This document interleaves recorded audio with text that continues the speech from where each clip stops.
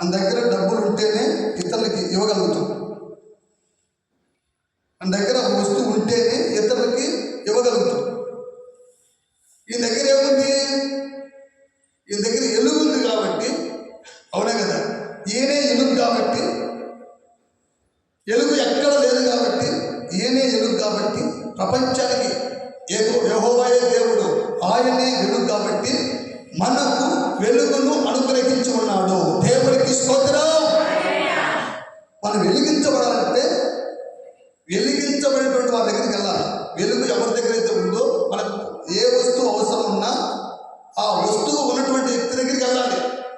ఏ వస్తువు కావాలంటే ఆ వస్తువు పలానా ఆయన దగ్గర ఉంది అని మనం వెళ్తేనే, ఆయన దగ్గరికి వెళ్తేనే. మొన్న ఒక షాప్కి వెళ్తే ఆ షాప్ అలాగుంది, ఈ షాప్ అలాగుంది. ఆ షాప్లో పోయి పలానా వస్తువు అడిగితే, అయ్యా ఏ షాప్కి వచ్చి ఏ వస్తువు అడుగుతారు? ఎక్కడికి వచ్చి ఏ వస్తువు అడుగుతారు?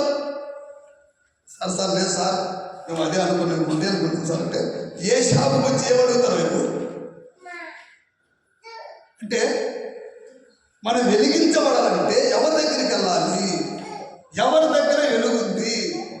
ఎవరు వెలుగై ఉన్నారు లోకానికి? యేసు ప్రభువు అన్నాడు, నేను లోకానికి వెలుగై ఉన్నాను, మీరు కూడా లోకానికి వెలుగై ఉండాలి. దేవుడికి స్తోత్రం. హల్లెలూయా. దైవజనుడు పౌలు గారు అంటారు, నేను క్రీస్తును పోలి నడుచుకుంటూ ఉన్నాను, మీరు నన్ను పోలి నడుచుకోండి. నేను దేవుడిని పోలి క్రీస్తును పోలి నడుచుకుంటున్నాను, మీరు నన్ను పోలి నడుచుకోండి. అంటే యేసు ప్రభువు అంటాడు, నేను లోకానికి వెలుగై ఉన్నాను, మీరు కూడా లోకానికి వెలుగై ఉండాలి. నేను మిమ్మల్ని వెలిగిస్తే మీరు అనేకులు వెలిగించాలి. దేవుడికి స్తోత్రం. నువ్వు నిద్రపోతే అందరు నిద్రపోతారు. ఇప్పుడు ఏమంటాడైనా, నేను లోకానికి వెలుగై ఉన్నాను, మీరు కూడా లోకానికి వెలుగై ఉంటారు. నువ్వు నిద్రపోతే అందరు నిద్రపోమనే.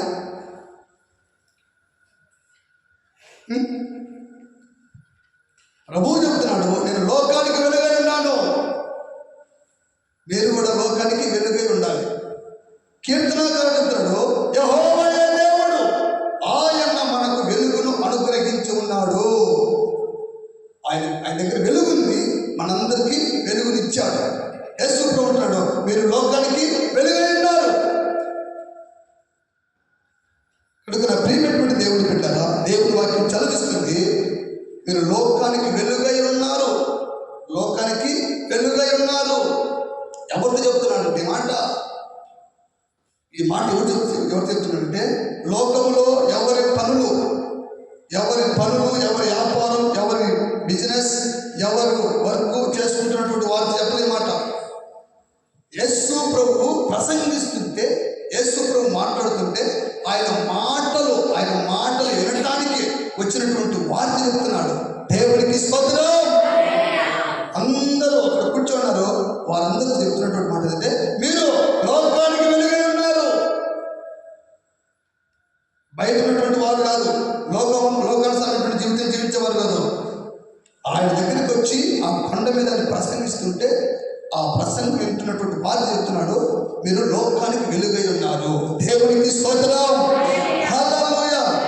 అయితే మనందరం వెలిగించబడాలంటే ఏం చేయాలి? అందరము వెలిగించబడాలంటే ఏం చేయాలి? చదవండి, మత్తయి సువార్త 5వ అధ్యాయము 14వ వచనం. మీరు లోకమునకు వెలుగై ఉన్నారు, కొండ మీద నుండి పట్టణము మరుగై ఉండనేరదు. మనుషులు దీపం వెలిగించి కొంచెం కింద పెట్టరు, కానీ అది ఎంత నుండి వారి అందరికీ వెలిగించుటకై దీపస్తంభం మీదనే పెట్టుదురు. దేవుడికి స్తోత్రం. హల్లెలూయా. కొండ మీద ఉన్నటువంటి పట్టణం అది మరుగై ఉండదు. అంటే మనం వెలిగించబడాలంటే మనుషులు దీపమును వెలిగించి కొంచెం కింద పెట్టరు. కొంచెం అంటే ఈ ధాన్యము కొలుచుకునే దాన్ని కొంచెం అంటారు. ధాన్యం కొలుచుకునే దాన్ని చేరంట కదా, దాన్ని కొంచెం అంటారు. ఇప్పుడు దీపం వెలిగించి ఎవరైనా దాన్ని కొంచెం కింద పెడతారా? దీపం వెలిగించి మంచం కింద పెడతారా? ఎక్కడ పెడతారు? ఎందుకని? అది వెలిగించబడింది, అది పైనుంటేనే ఆ ఇల్లంతా ఎలుగు వస్తుంది. మంచం కిందనో కొంచెం కింద పెడితే ఏమవుతుంది? అది ఆడిపోతుంది, లేకపోతే ఎలుగు రాదు. మంచం కింద పెడితే ఎవరు మంచం కింద అన్నది తింటారు, మంచం కింద పనులు చేసుకుంటారు. పైన పెడితే ఇల్లంతా ఎలుగుతూ వస్తుంది. అయితే ప్రభువు చెప్తున్నటువంటి మాట ఏంటంటే, మీరు లోకానికి వెలుగై ఉన్నారు, వెలిగించబడినటువంటి మీరు మరుగై ఉండలేరు. ఎంతమంది మీ గురించి అణిచివేయాలన్నా, మీ గురించి ఎవరికి తెలపకుండా, ఎవరికి తెలియకుండా దాన్ని ఎన్ని ప్రయత్నాలు చేసినా కూడా దాన్ని ఆపడం అది అసాధ్యం. మీరు లోకానికి వెలుగై ఉన్నారు అంటే కొండ మీద ఉన్నటువంటి పట్టణం లేవు. కొండ మీద ఉన్నటువంటి పట్టణాన్ని ఎవరు కూడా దాచిపెట్టారు. వెలిగించబడినటువంటి దీపం అది మంచం కింద కానీ కొంచెం కింద పెట్టరు. ఎందుకంటే ఇంట్లో ఉన్నటువంటి వారందరికీ వెలిగించుటకై దీప స్తంభం మీద పెడతారు. దేవుడికి స్తోత్రం. హల్లెలూయా, హల్లెలూయా. దేవుడి వాక్యం గెలవిస్తుంది. నువ్వు వెలిగించబడాలంటే కొండ మీదకి ఎక్కాలి. అంటే ఎక్కే అనుభవంలో ఉండాలి, దిగిపోయే అనుభవం కాదు. మనం వెలిగించబడాలంటే, నిజంగా మనం వెలిగించబడిన వారమైతే, మనం వెలిగించబడాలంటే కొండ ఎక్కే అనుభవం. కొండ మీద పట్టణం అది మరుగై ఉండదు. ఈ పట్టణాలు రెండు రకాలుగా ఉన్నాయి. ఈ పట్టణాలు రెండు రకాలు. ఏంటి పట్టణాలు అంటే? సియోను పట్టణం, నూతన యెరూషలేము పట్టణం. ఇది పరలోక రాజ్యానికి సాదృశ్యం ఉంది. వెలిగించబడిన వారు సియోను కొండెక్కాలి, అలాగే యెరూషలేము కొండెక్కాలి. సియోను కొండ అంటే ప్రతిష్ఠించబడినటువంటి దైవ సేవకుల గుంపు. సియోనుకి ఎవరు వెళ్తారంటే దేవుని చేత ప్రతిష్ఠించబడినటువంటి దైవ సేవకులు ఉన్నటువంటి పట్టణం. రెండవ పట్టణం అంటే విశ్వాసం. యేసు ప్రభువుని నమ్ముకొని, యేసు ప్రభు నిజమైన దేవుడు అని చెప్పేసి మారు మనసు పొందుకొని, నీటి బాప్తిజం తీసుకుని, పరిశుద్ధాత్మ అభిషేకం పొందుకొని, లోకానికి వేరుపాటు జీవితం జీవిస్తూ ప్రభువులో నిద్రిస్తే వారు నూతన యెరూషలేముకి వెళ్తారు. అది రెండవ పట్టణం. దేవుడికి స్తోత్రం. ఈ రెండు పట్టణాలు ఎవరైతే ఎక్కాలని ఆశపడతారో వారే వెలిగించబడతారు. ఈ రెండు పట్టణాలు ఏ విధంగా నేను ఎక్కాలి? సియోను కొండ ఎక్కాలి, అలాగే సియోను పట్టణం ఎక్కాలి, యెరూషలేము పట్టణం ఎక్కాలి. ఎవరైతే ఆశపడతారో వారందరూ కూడా వెలిగించబడతారు. దేవుడికి స్తోత్రం. హల్లెలూయా, హల్లెలూయా. చూడండి, ఎవరెక్కారు, ఎవరు వెలిగించబడ్డారు? ఇది మనం. ఎవరెక్కారంటే దైవజనుడు మోషే గారు ఎక్కారు.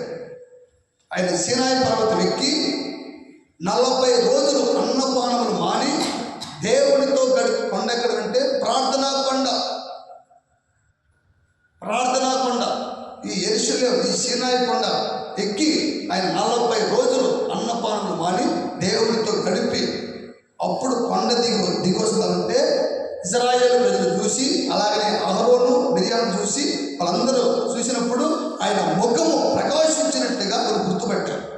మోషేకి తెలియలేదు, ఆయన ముఖం ప్రకాశించి మోషేకి తెలియలేదు. ఇశ్రాయేలు ప్రజలు గుర్తుపెట్టారు, అలాగనే అహరోను మిరియాము గుర్తుపెట్టిన తర్వాత, అయ్యా నీ ముఖం మేము చూడలేకపోతున్నాము, అంత ప్రకాశంగా వెలుగుతుంది, నీ ముఖం మీద ఏదైనా ముసుగేసుకోమని చెప్పేసి ఈ ఇశ్రాయేలు ప్రజలు అలాగనే ఈ అహరోను మిరియాము చెప్తే అక్కడ అప్పుడు ఆయన ఎందుకు ఈ మాట చెప్తానంటే, ఎవరైతే కొండ ఎక్కే అనుభవంలో ఉంటారో ప్రార్థన కొండ అన్నపానములు మాని ఉపవాసం ఉండి అక్కడ 40 రోజులు దేవునితో గడిపితే వారి జీవితము వెలిగించబడుతుంది. దేవునికి స్తోత్రం. హల్లెలూయా, హల్లెలూయా. ఎవరి జీవితం వెలిగించబడుతుందంటే ఈయన మోసే చేసినటువంటి ఆయన జీవితం ఎందుకు వెలిగించబడిందంటే ఐగుప్తులో ఉన్నటువంటి సమస్తమును ఆయన విడిచిపెట్టాడట. సీనాయి కొండ ఇక్కడ చదవండి. నిర్గమకాండం 34వ అధ్యాయము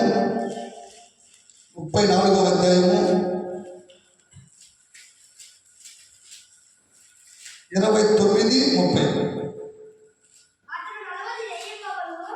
అతడు 40 రెయ్యింబగలు యెహోవాతో కూడా అక్కడ ఉండెను. అతడు భోజనము చేయలేదు, నీళ్లు తాగలేదు. అంతలో ఆయన ఆ నిబంధన వాక్యములను అనగా 10 ఆజ్ఞలను ఆ పలకల మీద రాసెను. మోసే సీనాయి కొండ దిగుచుండగా శాసనముల గల ఆ 2 పలకలు మోసే చేతిలో ఉండెను. అతడు ఆ కొండ దిగుచుండగా ఆయన అతనితో మాట్లాడుతున్నప్పుడు తన ముఖ చర్మము ప్రకాశించిన సంగతి మోసేకు తెలిసి ఉండలేదు. అహరోనును ఇశ్రాయేలులందరూ మోసేను చూచినప్పుడు అతని ముఖ చర్మము ప్రకాశించిన గనుక వారు అతన్ని సమీపింప వెరచిరి. దేవుడికి స్తోత్రం. ఆయన ముఖము ప్రకాశించినప్పుడు ఆయన దగ్గరికి పోవటానికి కూడా భయపడ్డారు. అలాగనే హెబ్రీయులకు రాసిన పత్రిక 11వ అధ్యాయము 24వ వచనం. మోసే పెద్దవాడైనప్పుడు విశ్వాసమును బట్టి ఐగుప్తు ధనము కంటే క్రీస్తు విషయమైన నింద గొప్ప భాగ్యమని ఎంచుకుని అల్పకాలపు పాప భోగమును అనుభవించుట కంటే దేవుని ప్రజలతో శ్రమ అనుభవించుట మేలని యోచించి పరో కుమార్తె యొక్క కుమారుడని అనిపించుకుంటకు ఒప్పుకొనలేదు. ఏలైనగా అతడు ప్రతిఫలముగా కళ్ళగో బహుమానమెందు దృష్టి ఉంచెను. దేవునికి స్తోత్రం. మోసే ముఖం ఎందుకు ప్రకాశించిందంటే మోసే పెద్దవాడైనప్పుడంట విశ్వాసమును బట్టి, దేని బట్టి?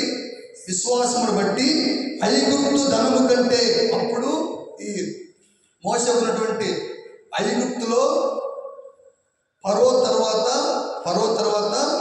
రాజైన ఫరో దిగిన తర్వాత రాజుగా ఎవరు చేస్తాడు? ఎవరు? మోసే. రాజకుమార్తె ఇంట్లో ఐగుప్తులో రాజభవనంలో పెరిగినటువంటి వాడు. అయితే యేసు ప్రభు పిలుపును బట్టి ఆయన చేసినటువంటి పని ఏంటంటే మోసే పెద్దవాడైనప్పుడు విశ్వాసమును బట్టి ఐగుప్తు ధనము కంటే క్రీస్తు విషయమైన నింద గొప్ప భాగ్యమని ఎంచుకొని ఐగుప్తులో ధనము కంటే క్రీస్తు విషయమైన నింద గొప్ప భాగ్యమని ఎంచుకొని అల్పకాలపు పాప భోగం అనుభవించుట కంటే దేవుని ప్రజలతో శ్రమ అనుభవించుట మేలని యోచించాడు. లోకంలో అన్ని కూడా అంటే ప్రతిష్ఠించినటువంటి దైవ సేవకులు, ప్రతిష్ఠించినటువంటి విశ్వాసులు, ప్రతిష్ఠించినటువంటి భక్తులు ఎలా ఉన్నారంటే ఈయన సేవ చేసే ముందు, ఈయన మోసే సేవకి ముందు ఆయన చేసిన పని ఏంటంటే ఐగుప్తులో ఉన్నటువంటి ధనాన్నంతా విడిచిపెట్టాడు. విశ్వాసమును బట్టి ఐగుప్తులో ఉన్నటువంటి ధనము కంటే క్రీస్తు విషయమైన నింద, క్రీస్తు కొరకు నింద. ఇప్పుడు మనం ఏమంటారు? మనం చేసే పని ఒకటి, మనం వచ్చినటువంటి ఆలోచన వేరు, మనం వచ్చినటువంటి పని వేరు, మనం వచ్చినటువంటి తలపు వేరు. మన గురించి ఏమంటారు? బతకలేక ఏదో మాటలు చెప్పి కూర్చొని ఏదో ఒకటి మొత్తానికి సంపాదించాలనే వేషము. ఏది? ఒక నింద. ఈయన ఏం చేశాడు? విశ్వాసమును బట్టి లోకము, ఐగుప్తు అంటే లోకములో ధనము అంతటికంటే క్రీస్తు విషయమైన నిన్న గొప్ప భాగ్యమని ఎంచుకొనిచ్చాడంట. అల్పకాలము పాప భోగమును అనుభవించే దానికంటే క్రీస్తు ప్రజలతో శ్రమ అనుభవించాలి. క్రీస్తు ప్రజలతో శ్రమ అనుభవించుట వేరని చెప్పేసి ఆయన ముందున్నటువంటి బహుమానం ఏంటి? సియోన్. ఆయన ముందున్నటువంటి బహుమానింది ఆ సియోను మీద, ఆ బహుమానం మీద దృష్టి ఉంచి ఈ మోసే వచ్చాడు. దేవుడికి స్తోత్రం. ఆయన ముందు ఒక బహుమానం ఉంది. ఆయన ముందు ఒక బహుమానం ఉంది. ఆ బహుమానం మీద దృష్టి ఉంచాడంట. ఆ దాని మీద దృష్టి ఉంచి ఐగుప్తులో లోకంలో ధనాన్ని కూడా తీసివేసిన పని క్రీస్తు నిమిత్తం ఎన్ని నిందలు వచ్చినా పర్వాలేదు, నిందలు అనుభవించేది సరే, క్రీస్తు ప్రజలతో శ్రమ అనుభవించేది సరే, నా ముందున్నటువంటి బహుమానాన్ని, ఆ బహుమానం మీద దృష్టి ఉంచి ఏ విధంగా చేతైనా ఆ బహుమానాన్ని సంపాదించుకోవాలని వచ్చినటువంటి వాడు. అంటే లోకంలో ఉన్నటువంటి లాభకరమైనటువంటి అన్ని కూడా తొలగించి ఎవరైతే వస్తారో వారు వెలిగించబడతారని చెప్పేసి దేవుని వాక్యం చదివిస్తుంది. దేవునికి స్తోత్రం. హల్లెలూయా, హల్లెలూయా. చూడండి, మోసే అరణ్యంలో ప్రయాణించినప్పుడు కూడా ఆయన ముఖం, ఆయన జీవితం ప్రకాశించినట్టుగా దేవుని వాక్యం చదివిస్తుంది. అలాగే యేసు ప్రభువు కొండెక్కాడు. మోసే కొండెక్కాడు, ఆయన ముఖం ప్రకాశించింది. అలాగే క్రీస్తు కొరకు అన్ని కూడా వదులుకున్నట్టుగా మోసే కనబడు. అందుకొరకని అరణ్యంలో ప్రయాణించినప్పుడు కూడా ఆయన ముఖం ప్రకాశించింది. అయితే యేసు ప్రభు కూడా కొండెక్కాడు. యేసు ప్రభు పేతురును, యోహానును, యాకోబును ఈ ముగ్గురు శిష్యులను వెంట పెట్టుకొని ఒక కొండ మీదకి వెళ్ళాడు. కొండ మీదకి వెళ్ళి అక్కడ ఆయన ప్రార్థన చేస్తుంటే అక్కడ ఆయన ముఖం ప్రకాశించినంత, ఆయన వస్త్రాలు తెల్లగా మారిపోయాయంట. దేవునికి స్తోత్రం. హల్లెలూయా.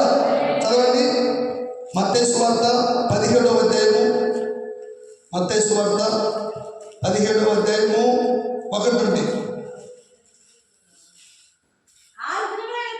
6 దినములైన తర్వాత యేసు పేతురును, యాకోబును, అతని సహోదరుడైన యోహానును వెంట పెట్టుకుని ఎత్తైన ఒక కొండ మీదకి ఏకాంతముగా పోయి వారి ఎదుట రూపాంతరము పొందెను. ఆయన ముఖము సూర్యుని వలె ప్రకాశించును, ఆయన వస్త్రములు వెలుగు వలె తెల్లని వాయును. దేవునికి స్తోత్రం. యేసు ప్రభు కొండెక్కాడట. కొండ ఎక్కే అనుభవం ఉంటేనే. ఎందుకు వెళ్ళాడు కొండ మీదకి? ప్రార్థన చేయడానికి వెళ్ళాడు. మోసే ఎందుకు వెళ్ళాడు? ప్రార్థన చేయడానికి వెళ్ళాడు.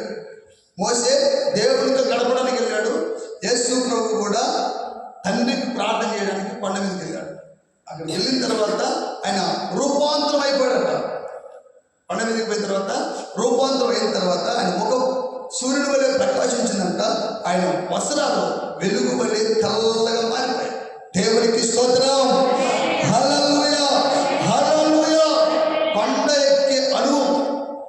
దావీదు కూడా ఏమంటాడంటే, దావీదు ఏమంటాడంటే, అయ్యా నాకు కొండ ఎక్కాలని ఉంది, అయితే నేను ఎక్కలేకున్నాను, నేను ఎక్కలేనంత ఎత్తైన కొండ మీదకి నన్ను ఎక్కించు. దేవునికి స్తోత్రం. అయ్యా నేను ప్రార్థన చేయలేకపోతున్నాను, వాక్యం చదవలేకపోతున్నాను, నేను భక్తిలో ఎదగలేకపోతున్నాను, ప్రార్థన కొండ ఎక్కలేకపోతున్నాను, నేను ఎక్కలేనంత ప్రార్థన కొండను, ఎక్కలేనంత వాక్యము చదివే కొండ నన్ను ఎక్కించు అని మనం ఆశపడాలి, ప్రార్థన చేయాలి. దావీదు ప్రార్థన చేసి, అయ్యా నేను ఎక్కలేనంత ఎత్తైన కొండ మీద నన్ను ఎక్కించయ్యా, ఎక్కించు, నేను ఎక్కలేను, నువ్వు ఎక్కించని చెప్పేసి ప్రార్థన చేస్తే ఒక ఎత్తైన అనుభవంలోకి, ఒక ఉన్నతమైన స్థితిలోకి, ఎక్కడో గొర్రెలు కాసుకుంటున్నటువంటి దావీదును తీసుకుపోయి యెరూషలేము దేశానికి రాజుగా నిలబెట్టాడు. దేవునికి స్తోత్రం. అది ఎక్కడో గొర్రెలు కాసుకున్నటువంటి దావీదు, అడవిలో గొర్రెలు కాసుకుంటూ భయంకరమైనటువంటి హీన స్థితిలో ఉన్నటువంటి ఆ దావీదును తీసుకుపోయి రాజుగా నిలబెట్టాడు. అది ఎత్తైన కొండ. కనుక ప్రభు చెప్తున్నటువంటి మాట ఏంటంటే, ఆశపడ్డ ప్రాణాన్ని. కొంతమందికి ఆశ కూడా ఉండదు. కొంతమందికి ఏది ఎక్కువ ప్రార్థన చేయాలి ప్రభు, ఎక్కువ వాక్యం చదవాలి, వాక్యం నేర్చుకోవాలని ఆశ ఉండదు. నేను చెప్తున్నానంటే, ఆశపడ్డ ప్రాణాన్ని తృప్తిపరిచే దేవుడు నేను. ఆశపడాలి, నేను ఉన్నతంగా భక్తులు పెరగాలి, అనేకులకు వెలుగుగా ఉండాలి, అనేకులకు ఆశీర్వాదకరంగా ఉండాలి, అనేకుల ఆకలి తీర్చి, అనేకులకు దాహం తీర్చి ఆ స్థితిలో నేను ఉండాలి, అనేక జనములకు అప్పిచ్చేవాడిగా ఉండాలి, కానీ అప్పు చేసేవాడిగా ఉండకూడదు, అనేక మంది అవసరాలు తీర్చేవాడికి నేను ఉండాలి ప్రభు అని చెప్పేసి ఆశపడాలి. ఆశపడితే ఆశపడ్డ ప్రాణాన్ని తృప్తిపరిచే దేవుడు ఆయన. కనుక నా ప్రియమైనటువంటి దేవుడు బిడ్డలారా, మనందరం కూడా వెలిగించబడాలంటే కొండ ఎక్కే అనుభవం ఉండాలి. ఎంత చేపటి మనము ఎక్కాలి, భక్తులు ఎక్కాలి, వాక్యం చదవాలి, ప్రార్థన చేయాలి, అనేకుల కొరకు ప్రార్థన చేయాలి, ఒక ఉన్నతమైనటువంటి ప్రతిష్ఠితమైనటువంటి అలాంటి భక్తులే ఎక్కాలని చెప్పేసి మనం ప్రార్థన చేయాలి. దేవుడికి స్తోత్రం, హల్లెలూయా. మనం వెలిగించబడాలి, ఏం చేయాలి? ప్రార్థన అనే కొండ ఎక్కాలి. మీరు లోకానికి వెలుగై ఉన్నారు. వెలిగించబడితే మన గురించి అనేకులకు తెలిసిపోతుంది. మనం వెలిగించబడితే దేశ విదేశాలకు కూడా మనము కనబడతాం.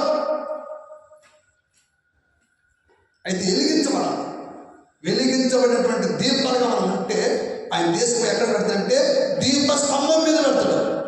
దీపస్తంభం మీద పెడితే ఆ దీపం అందరికి కనపడుతుంది, అందరికి వెలిగిస్తుంది. అలా తయారు కావాలి. ఇప్పుడు ఈ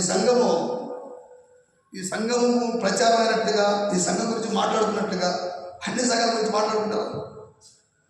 మనం ఇక్కడే ఉన్నాం, ఎక్కడికి పోవట్లే, కానీ అనేక మంది ప్రజలు ఆ సంఘం గురించి తెలుసు, ఆ సంఘం ఉన్నటువంటి సేవకుల గురించి తెలుసు, ఆ సంఘం ఉన్నటువంటి విశ్వాసం గురించి తెలుసు, ఆ సంఘంలో ఎలాంటి కార్యాలు దేవుడు చేస్తున్నాడో మాకు తెలుసు. కాదు మేమే రాలేకపోతామని చెప్పేసి రాలేకున్నటువంటి వారు కూడా మన గురించి చెప్పుకుంటూ ఉన్నారు. ఎందుకని?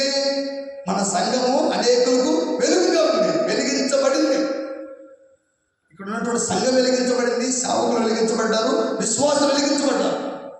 వెలిగించబడినందుకే ఈ సంఘాన్ని తీసుకుపోయి అక్కడ దీపస్తంభం మీద పెడితే ఈ సంఘము, ఈ సేవకులు, ఈ సంఘాన్ని అమర్చే విశ్వాసం అందరూ కనపడతారు. దేవుడికి స్తోత్రం, హల్లెలూయా. అలా కాకుండా ఈ కింద ఉంటే కనపడదు.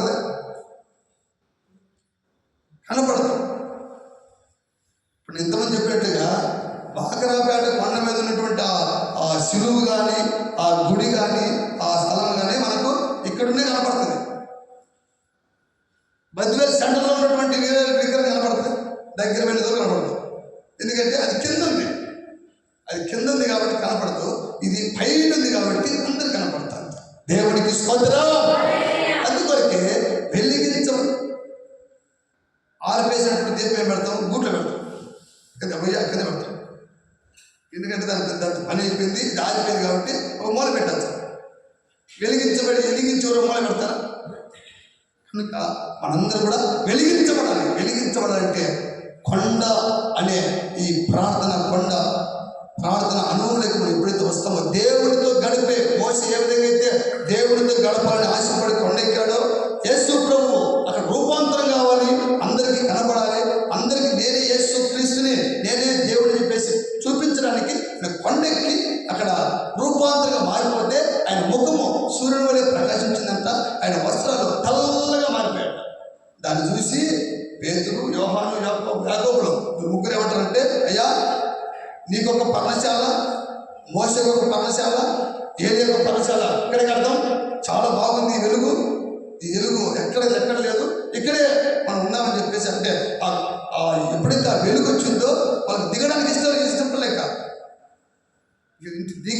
ఇంటికి పోయి ఇక పిల్లలు చూసుకుందాం, కుటుంబాన్ని చూసుకుందాం లేదా వాళ్ళు ఏమంటారంటే, అయ్యా మనం ఇక్కడే ఉన్నాం, నీకు ఒక పర్ణశాల కడతాం, అలాగే నేను మోషేకు కడతాం, ఏలియా కడతాం, మన ముగ్గురం కూడా అందరం కూడా ఇక్కడే ఉన్నాం, చాలా బాగుందని చెప్పేసి చెప్పేసి అక్కడ యేసు ప్రభువుతో అంటారు.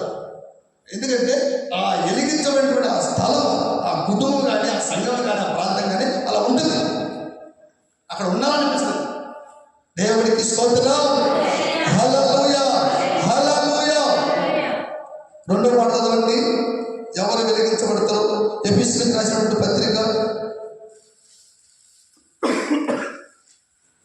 5వ అధ్యాయము 14వ వచనం. అందుచేత నిద్రించుచున్నటువంటి నీవు మేల్కొని మృతుల్లో నుండి లెమ్ము, క్రీస్తు నీ మీద ప్రకాశించునని ఆయన చెప్పుచున్నాడు. దేవుడికి స్తోత్రం. హల్లెలూయా. చెప్తున్నటువంటి మాట ఏంటంటే నిద్రించుచున్నటువంటి నీవు మేల్కొని మృతుల్లో నుండి లెమ్ము. చచ్చిపోయినటువంటి అనుభవం నుంచి లెమ్ము, చచ్చినటువంటి అనుభవం నుంచి లెమ్ము. నిద్రపోవద్దు, పడిపోవద్దు. నిద్రిస్తున్నటువంటి నీవు మేలుకొని మృతుల్లో నుండి లెమ్ము, క్రీస్తు నీ మీద ప్రకాశించబోతున్నాడు. దేవుడికి స్తోత్రం. మృతుల్లో నుండి లేస్తే నీ మీదికి వెలుగు వస్తుంది, నువ్వు ప్రకాశించబడతావు. మృతుల్లో నుండి లేవకపోతే నీ జీవితం ప్రకాశించబడదు, నీ మీదకి వెలుగు రాదు, నువ్వు ఎవరికి కనపడవు, ఎవరికి వినపడవు, నీ గురించి ఎవరు ఏ ఒక్కరికి ప్రయోజనం ఉండదు. మృతుల్లో నుండి లేవకపోతే చచ్చినటువంటి అనుభవం నుండి లేవకపోతే నీ మీదకి దేవుడి వెలుగు రాదు, నువ్వు వెలిగించబడవు, నువ్వు ప్రకాశించబడవు. ప్రకాశించకపోతే నిన్ను దీపస్తంభం మీద పెట్టేది లేదు, నువ్వు ఎవరికి కనబడేది లేదు, నీ గురించి ఏ ఒక్కరికి ప్రయోజనం ఉండదు. మృతుల్లో నుండి లెమ్ము. ఏంటి మృతం అంటే? చదవండి. అదే ఎఫెసీయులకు రాసిన పత్రిక 2వ అధ్యాయము 1వ వచనం. మీ అపరాధముల చేతను పాపముల చేతను మీరు చచ్చిన వారై ఉండగా. చాలా చూడండి. మీరు అపరాధముల చేతను, మీ అపరాధముల చేతను, పాపముల చేతను చచ్చినటువంటి వారై ఉండగా. ఏటి చేత? పాపముల చేత, అపరాధముల చేత.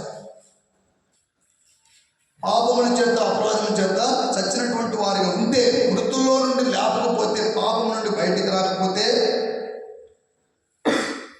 అపరాధం నుండి నువ్వు బయటికి రాకపోతే క్రీస్తు నీ మీద ప్రకాశించడు. నువ్వు వెలిగించబడాలంటే పాపం నుండి బయటికి రావాలి, ఆ అపరాధం నుండి బయటికి రావాలి. చూడండి, ఇంకొక మాట చదవండి. తిమోతికి రాసినటువంటి మొదటి పత్రిక, తిమోతికి రాసినటువంటి మొదటి పత్రిక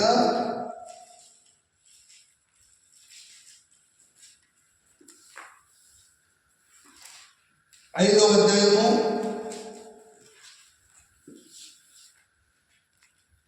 అధ్యాయము 6వ వచనం. సుఖభోగములందు ప్రవర్తించున్నది బ్రతుకుచుండియు చచ్చినదై ఉండును. సుఖభోగములందు ఎవరైతే ప్రవర్తిస్తారో బ్రతికి ఉన్నా కూడా చచ్చిన వారితో సమానం. దేవుని వాక్యం చదివిస్తుంది. సుఖభోగములందు ఎవరైతే ప్రవర్తిస్తారో, పాపములో శాపములు ఎవరైతే ఉంటారో, ఆ పాపం నుండి బయటికి రాకపోతే, ఆ పాపం నుండి ఎవరైతే బయటికి రాకుంటారో వారి మీదకి క్రీస్తు ప్రకాశించడంట. క్రీస్తు వెలుగు వారి మీదకి రాదంట. బ్రతికి ఉన్నా కూడా చచ్చిన వారితో అంటే చూడడానికి బతికినట్టే ఉంటారు, కానీ ఆత్మీయ జీవితంలో చచ్చినటువంటి వారు. ఆత్మ వారిలోకి వచ్చి ఉండదు. దేవుని ఆత్మ ఎన్ని సంవత్సరాలు ప్రభువు నమ్ముతూ ఉన్నా కూడా ఈ పాపము నుండి, శాపము నుండి బయటికి రాకపోతే, విడిపించబడకపోతే వారి జీవితం ప్రకాశించదంట, వారి జీవితం వెలిగించబడదు. అందుకని అంటున్నాడు, మృతుల్లో నుండి లేవు, చచ్చినటువంటి అనుభవం నుండి లేవు, క్రీస్తు నీ మీద ప్రకాశించాలని చెప్పేసి అని చెప్తున్నాడు. దేవునికి స్తోత్రం. హల్లెలూయా, హల్లెలూయా. కనుక నా ప్రియమైనటువంటి దేవుని బిడ్డలారా, అందరూ కూడా పాపముల నుండి, పాపం అంటే ఏంటి? దేవుని ఆజ్ఞ అతిక్రమించడమే పాపం. దేవుని ఆజ్ఞ, దేవుడు ఏదైతే చెప్తున్నాడో ఆ చెట్టుకున్నటువంటి ఫలాలు తినద్దు, అది మంచిది కాదు, అవి తిన్న వెంటనే చచ్చిపోతావు, నువ్వు చనిపోతావు అని చెప్పి యేసు చెప్తే అపవాది వచ్చి మీరు చావలేదారు, మీరు తింటే దేవతల వలె అవుతారు, ఇది తిన్న వెంటనే మీ కన్నులు తెరవబడతాయి. వాస్తవం, అపవాది చెప్పింది కూడా వాస్తవమే. కన్నులు తెరవబడతాయి. ఏది? పాపపు కన్నులు తెరవబడతాయి. మంచేదో చెడేదో తెలుసు. అంటే దేవుని ఆజ్ఞ అతిక్రమించడమే. దేవుడు ఏదైతే తినొద్దన్నాడో అది తినకుండా ఉంటే దేవుని ఆజ్ఞ పాటించదు. ఏదైతే తినంటాడో అది తినకపోవడం అపరాధం. అంటే చెప్పింది చేయకపోతే, ప్రతి ఆదివారం దేవుని మందిరంలో ఉండాలంటే నేను చెప్తాను, చెప్పింది చేయకపోతే అపరాధం. వద్దనేది చేశాడంటే అది పాపం. పాపముల నుండి, అపరాధం నుండి బయటికి రావాలి. అది ఏదైతే చెప్తున్నాడో అది చేయాలి, ఏదైతే వద్దంటాడో అది చేయకూడదు. అప్పుడే మనము పాపము నుండి, అపరాధం నుండి బయటకు వచ్చినట్టు, అప్పుడే వృద్ధుల్లో నుండి మనం లేచినట్టు, అప్పుడే క్రీస్తు మన మీద ప్రకాశించినట్టు, దేవుని వెలుగు మన మీదకి దిగి వచ్చినట్టు. దేవునికి స్తోత్రం. హల్లెలూయా, హల్లెలూయా.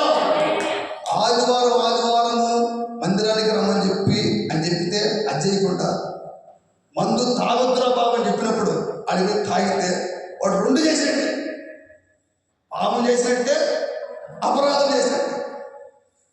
మందిరానికి రాకపోతే అపరాధము, అలవాటుకు బానిసైపోతే అది పాపం. అందుకే అంటాడు, మీ అపరాధముల చేత, పాపముల చేత చచ్చినటువంటి వారై ఉన్నారు. అప్పుడు క్రీస్తు మీ కొరకు ప్రాణం పెట్టి విమోచించాడు. దేవునికి స్తోత్రం. హల్లెలూయా, హల్లెలూయా. అయితే ఈ చచ్చినటువంటి వారు ఎవరు చూద్దాం. ఎవరు చచ్చిపోయినటువంటి వారు? ప్రకటన గ్రంథం 21వ అధ్యాయం 7 జాతి చచ్చిపోయినటువంటి వారు. ప్రకటన గ్రంథం 21:8. పిరికివారు, చాలా బాగా, పిరికివారు కూడా చచ్చిపోయినట్టేనా? పిరికివారంటే దేవుడి మందిరానికి పోతే వాక్యానుసారం నువ్వు జీవిస్తే నీ ఊళ్ళో ఉంచవు. దేవుడి వాక్యానుసారంగా నువ్వు కరెక్ట్గా భక్తి చేసావనుకో ఊళ్ళో ఉంచవు. ఈడేమంటాడు, అట్టయితే పాండే, అట్లయితే పాండే. నువ్వు ఆ మందిరం పోయినావనుకో, ఏదో అవసరం వస్తే ఏ అవసరాన్ని మా ఇంటికి రావద్దు నువ్వు. అట్లా నువ్వు లేకపోతే నేను బతుకుతా. ఏదైనా అప్పుడు నువ్వే కదా నాకు దిక్కు, నా అవసరానికి నువ్వే కదా దిక్కు. నాకు దేవుడు కాదు దిక్కు, వాడే. ఎందుకంటే వాడికి అప్పుడు పిరికోడు. ఇది భయం అంటే ఏదో పాము చూసో తేలు చూసో భయపడాడు కదా. దేవుడి మందిరానికి పోవద్దంటే కట్టుబడి ఉంటాడు. వీడు పిరికోడు. ఆ మందిరానికి పోతే మేము చేసేది మేము చేస్తాం. మా దాంట్లో ఈ పద్ధతులు కానీ అవి కానీ ఇంకా పితృపారంపర్య ఆచారాలు దేంట్లో కూడా మనకు రాలేదు. ఇంకా అది లేకపోతే ఎలా బతుకుతా? ఇప్పుడు అంటూ సుంటు లేకపోతే నేను బతుకుతా? అంటుండాలి, సుంటుండాలి, అన్నీ ఉండాలి నాకు. నువ్వు లేకపోతే ఎలా బతుకుతా? వీడు పిరికోడు. మందిరానికి పోయామనుకో రేషన్ కార్డు తీసేస్తా. అవి లేకపోతే నా పిల్లలు బతుకుతాయా? రేషన్ కార్డు ఇప్పుడు నాకు 14 ఏళ్ళు రేషన్ కార్డు లేక, నాకు రేషన్ కార్డు లేక కిలో రైస్ తీసుకోక 14 ఏళ్ళు అయింది.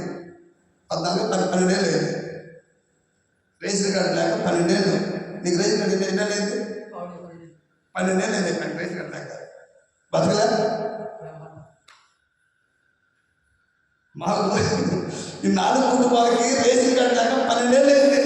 12 సంవత్సరాలు పూర్తి అయిపోయింది రేషన్ కార్డు. 1 కిలో బియ్యం లేక, 1 కిలో బతకలే. అది కథ. పెరిగేవాడు నువ్వు మందిరానికి పోయావనుకో, రేషన్ కార్డు ఉండదు, ఆధార్ కార్డు ఉండదు, బ్యాంక్ కార్డు ఉండదు, మొత్తం తీసేస్తాము. పెరిగి వారికి పరలోక రాజ్యం లేదట. తర్వాత వీడు చచ్చినటువంటి వాడు అవిశ్వాసులు. అంటే యేసు ప్రభు నమ్ముతూ ఉంటారు కానీ ప్రభు మీద నమ్మకం పెట్టడు. వాళ్ళ చర్చి ఉంటుంది, వాళ్ళ సేవకుడు ఉంటాడు, వాళ్ళ పెద్దలు వాళ్ళందరూ నడిపిస్తూ ఉంటారు. కానీ యేసు ప్రభు నమ్మడు, తాయిత నమ్ముతాడు. వీడు ఏం చేస్తాడంటే తాయిత నమ్ముతాడు. ఎవరి మీద తాయిత, గుమ్మడికాయ, నిమ్మకాయ, మిరపకాయ నమ్మేవాడు ఎవరుడు? అవిశ్వాసులు. నమ్మరు. పేరుకేమో యేసు ప్రభు నమ్మినట్టు ఉంటారు, కానీ యేసు ప్రభు మాట ఒక్కడేనాడు, ఒకటి చేయడు. ఇక వాళ్ళ ఇంట్లో అన్ని రకరకాల బొమ్మలు ఉంటాయి, మామూలు బొమ్మలు ఉండవు. వాడు బాగా దానికి గ్రామానికి పెద్ద అది ఇది అన్నీ ఉంటాయి. ఇక అసలు చెప్పాలంటే ఊళ్ళో పంచాయతీ తీసేది వీడే. ఎవడు?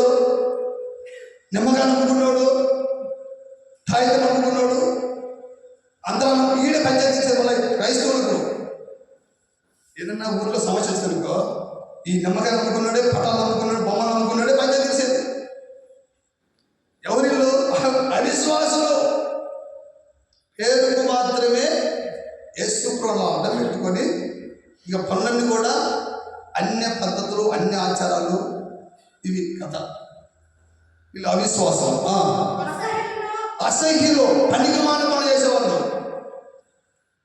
దేవుడి దృష్టికి అసహ్యం. చీ, మన దేవుడి దృష్టి చేయని అది చూడటానికి కూడా అసహ్యంగా ఉండదని చీ అంటాం. అసహ్యులు, దేవుడి దృష్టికి పనికిమాలిన పనులు చేసేవాళ్ళు. అసహ్యులను, నరహత్యకులు. నరహత్యకులు అంటే బైబిల్ చెప్తుంది, తన సహోదరుని ప్రేమించకపోతే, తన అన్నను కానీ తన తమ్ముని కానీ మనస్ఫూర్తిగా ప్రేమించకపోతే దేవుడి దృష్టికి నరహత్య చేసినటువంటి సమానం అంట. నరహత్య అంటే మనిషిని చెప్పి పాతిపెట్టేది కాదట. మనస్ఫూర్తిగా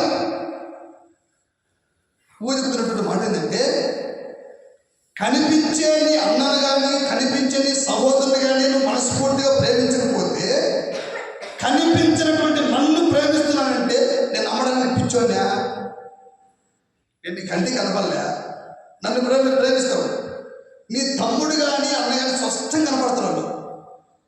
వాడిని ప్రేమించకుండా, నీ అన్నను ప్రేమించకుండా, నీ తమ్ముడిని ప్రేమించకుండా నీవు కనిపించినటువంటి నన్ను ప్రేమిస్తున్నానంటే అది అబద్ధం. వాడు అబద్ధం చెబుతున్నాడని చెప్పేసి బైబిల్ చదివేస్తుంది. అంటే నరహత్య అంటే తన అన్నను కానీ తమ్ముని కానీ ద్వేషించేవాడే నరహత్యకుడు. తర్వాత వ్యభిచారం అంటే బైబిల్ చదివిస్తుంది. ఎవరైతే దేవుడు ఆ కార్యం చేస్తే బాగుండు, ఈ కార్యం చేస్తే బాగుండు, ఆ సూచిక క్రియ ఈ సూచిక క్రియ చేస్తే బాగుండు, అది చేస్తే బాగుండు చేస్తే చెప్పేసి ఎవరైతే ఆశ పడతారో సూచిక క్రియలు, అద్భుతాలు మీద ఆధారపడేవాడే వ్యభిచారం అంటారు. అక్రమ సంబంధమైనటువంటి అది విచారం, అది వేరు. బైబిల్ చదివిస్తుంది. దేవుడి దగ్గరికి వచ్చి వాక్యము కోసం రాకుండా, పరిశుద్ధాత్మ అభిషేకం నడిపింపు కోసం రాకుండా, ఏదో సూచిక క్రియలు చూడాలని, సూచిక క్రియలు మా పట్ల జరగాల, అద్భుతాలు జరగాలని చెప్పేసి వాటి కొరకే వచ్చినటువంటి వాళ్ళని వ్యభిచారులని బైబిల్ చదివేస్తుంది. తర్వాత ఇవన్నీ కూడా రిఫరెన్స్ ఇస్తాం. తర్వాత ఇంకా మాంత్రికులు. చూడు, మాంత్రికులు మంత్రించేవాళ్ళు, చేతబడి చేసేవాళ్ళు మాంత్రికులను. దీని గురించి వివరించాల్సిన అవసరం లేదు. విగ్రహారాధకులను, బొమ్మలకు మొక్కేవాళ్ళు. విగ్రహారాధకులు అంటే ఇంకొక బైబిల్ చదివిస్తుంది, ఈ బొమ్మలు పెట్టేవాళ్ళు, బొమ్మలు ఆరాధించేవాళ్ళు వాళ్ళు వేరైతే విగ్రహారాధన కంటే దేవుడి కంటే దేన్నైతే అమితంగా ప్రేమిస్తావో అదే విగ్రహం. దేవుడి కంటే అది ఉద్యోగమా, అది వ్యాపారమా, చేతి పనా, కూలి పనా, సంతానమా, ఇండ్ల, అది ఏదైనా సరే దేవుడి కంటే అమితంగా దేవుడి కంటే ఎక్కువ మొదటి స్థానం దేనికి ఇస్తావో అది నీకు విగ్రహం అయిపోతుంది.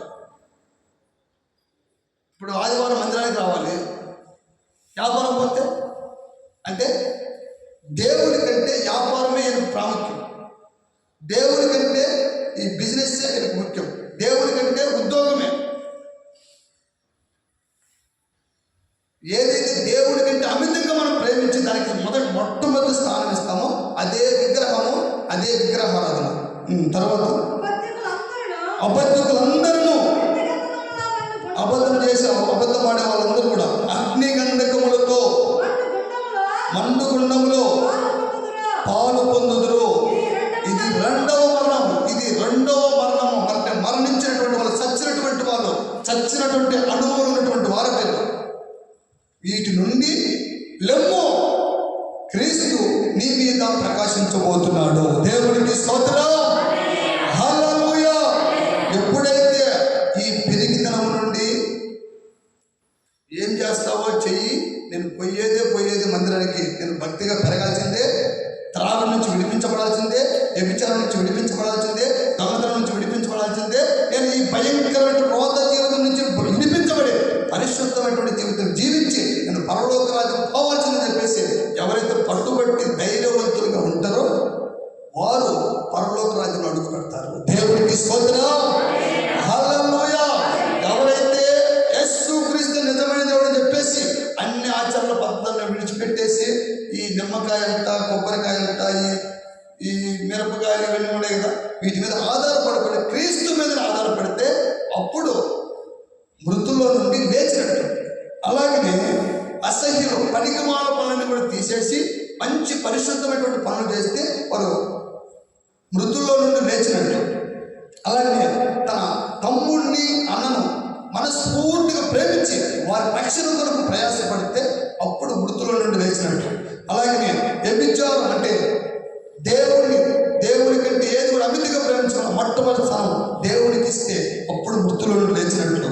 అలాగే మాంత్రికులు అంటే వీళ్ళు మనం ఏం చేయలేదు. ఇంకా ఈ మాంత్రికులు దేవుడే దర్శించాలి, దేవుడే దర్శించి దేవుడు తన వెలుగుతూ నింపి ఇప్పటి వరకు చేసినావు ఇక వద్దని చెప్పేసి దేవుడికి తీసుకొస్తే మాంత్రికత్వం నుంచి విడిపించబడి ఒక విశ్వాసగానో దేవుడి సేవక. చాలా మంది మాంత్రికులు, ఇంతవరకు నేను చెప్తున్నటువంటి మాట ఏంటంటే నేను చూసినంత వరకు మాంత్రికులు మారిన తర్వాత ఏ ఒక్కడు కూడా విశ్వాసగా లేరు, అందరు సేవకులు.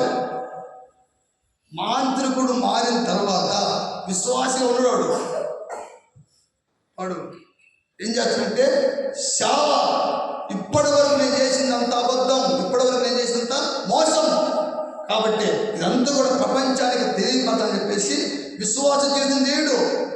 అతడు బైబిల్ చదివి చక్కగా ఇప్పటి వరకు చాలా మంది మాంత్రికులు దైవ సేవకులు బైబిల్ బట్టి దైవ సేవకులుగా పనిచేస్తున్నారు. దేవుడికి స్తోత్రం, హల్లెలూయా. ఇక విగ్రహారాధకులు, అబద్ధికులందరూ మోసం చేసి అబద్ధం వేరు, రహస్యం వేరు. చూడండి, ఇప్పుడు అబద్ధం ఆడకూడదని చెప్పేసి ఎవరన్నా వచ్చి డబ్బులు అడిగారు అనుకోండి, ఒక తాగుబోతే డబ్బులు అడిగారు, అబద్ధం ఆడకూడదని ఇచ్చేస్తామా? అబద్ధం అంటే ఏంటంటే అబద్ధ సాక్ష్యం అంటే మనము చెప్పే అబద్ధం ద్వారా అవతల వ్యక్తి నష్టపోతే అది అబద్ధం. ఇప్పుడు తాగుబోతులకి డబ్బులు ఇవ్వటం మంచిదా, ఇవ్వకపోతే మంచిదా? ఇవ్వకపోవడం మంచిది. కాబట్టి మనం ఏం ఉన్నా కూడా లేవని చెప్తాం, నా దగ్గర లేవయ్యా. ఎందుకు? వాడు తాగితే చెడిపోతాడు. లేవని చెప్పడం అది అబద్ధం కాదు, అది రహస్యం. అది కొద్దిగా మాట తప్పించి మంచి పని చేయటము. కొంతమంది చాలామంది తెలియక అలాగే అబద్ధం ఆడుతుందని చెప్పేసి ఇచ్చేస్తారు. అబద్ధం వేరు, రహస్యం వేరు. అబద్ధ సాక్ష్యం అంటే మన ద్వారా ఇతరులు నష్టపోయి, ఇతరులు ఇబ్బందులు పడి, ఇతరులు భయంకరమైన పరిస్థితులు పడితే అది అబద్ధం. అలాంటి వారందరూ కూడా మండుచున్నటువంటి అగ్ని గంధకములో మండుకొండములో పాలు పొందుదురు. ఇది రెండవ మరణం. ఈ విధమైనటువంటి మరణం నుండి, మృతం నుండి ఎవరైతే లేపబడతారో వారి మీదకి క్రీస్తు ప్రకాశించబడతాడో వారి జీవితము వెలిగించబడి అనేకులకు ఆశీర్వాదకరంగా దీవెనకరంగా మార్చబడుతున్నారు. దేవుడికి స్తోత్రం. హల్లెలూయా, హల్లెలూయా. మూడో మాట చదవండి. ఎవరి జీవితం ప్రకాశిస్తుందో మత్తయి సువార్త 5వ అధ్యాయము 16వ వచనం. మనుషులు మీ సత్క్రియలను చూసి పరలోకమందున్న మీ తండ్రిని మహిమపరచునట్లు వారి ఎదుట మీ వెలుగు ప్రకాశింపనీయుడి. దేవుడికి స్తోత్రం. మనుషులు ఎదుట మీ వెలుగును ప్రకాశింపనీయుడి. ఏంటంటే సత్క్రియలు చేసి, సత్క్రియలు మంచి క్రియలు చేసి దేవుడికి మహిమ వచ్చేటట్టుగా మీ వెలుగును వారి మీద ప్రకాశింపనివ్వండి. మంచి క్రియలు చేయాలంట. ఏంటి మంచి క్రియలు అంటే చూడండి, ఒక వ్యక్తి విస్తారమైనటువంటి పంట పండించాడు. కష్టపడి చాలా ప్రయాసపడి విస్తారమైనటువంటి పంట పండించిన తర్వాత అదంతా కూడా కొట్లలో దాచిపెట్టినటువంటి వ్యక్తి తన ప్రాణంతో మాట్లాడుకుంటున్నాడు. నా ప్రాణమా, చాలా సంవత్సరాల వరకు నువ్వు ఎంత తింటావో చాలా సంవత్సరాల వరకు నేను సంపాదించి పెట్టాను, దాచిపెట్టాను, కొట్టలో దాచిపెట్టాను, నువ్వు తిను, తాగు, సుఖించని చెప్పాడు అని తన ప్రాణంతో మాట్లాడుకున్నాడు. ఏది కష్టపడి సంపాదించిన సొమ్మే తన ప్రాణంతో మాట్లాడు. నా ప్రాణమా తిను, తాగు, చూపించని చెప్పేసి. తప్ప దొంగతనం చేయలే, ఎక్కడైనా దోచుకొని రాలే, తన పొలంలో పడింది, తన కష్టపడింది. ఇది మంచి పనా చెడు పనా? సంపాదించుకొని దాచిపెట్టుకొని కష్టపడి దాచిపెట్టుకుంటూ తన ప్రాణంతో మాట్లాడుకుంటాడు. నా ప్రాణమా, చాలా సంవత్సరాలు జీవితాంతం ఎంత తింటావో, ఎంత తాగుతావో, తాగు, తిను, సుఖించు, అంత సంపాదించని చెప్పేసి తన ప్రాణంతో మాట్లాడుకుంటాడు. తప్ప ఇప్పుడు దొంగతనం చేయలే, ఎవరిదో కాదు, ఆయనే తన ప్రాణంతో మాట్లాడడం తప్పే ఉంది. అప్పుడు ఆయన అంటాడు, వెర్రివాడా, ఇంతవరకు నువ్వు సంపాదించినటువంటి సంపాదన, ఈ ధాన్యం అంతా కూడా ఎవరిదైతుంది? ఈ రాత్రే నీ ప్రాణాలు అడుగుతున్నా. నీ ప్రాణాలు అడిగేదెవరు? నేనే.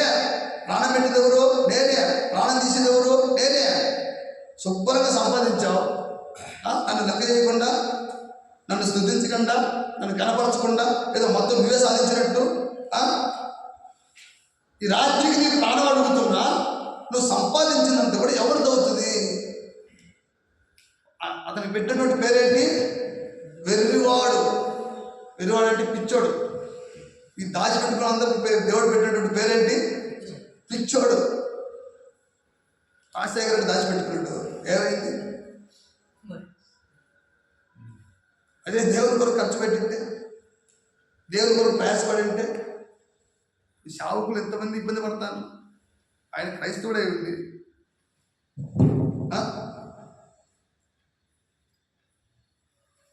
ధనవంతులందరికీ ప్రభువు పెట్టేటువంటి పేరు ఏంటంటే వెర్రివాడా, ఈ రాత్రికే నీ ప్రాణం అడుగుతున్నా.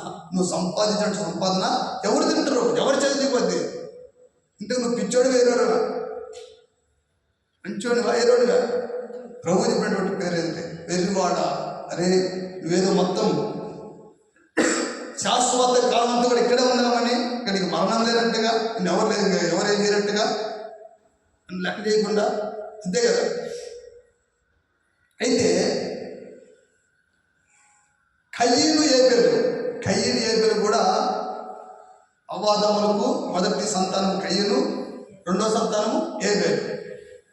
కయ్యనేమో భూమిని చేతిపరిచేవాడు, ఏబేలేమో గొర్రెల కాపరి.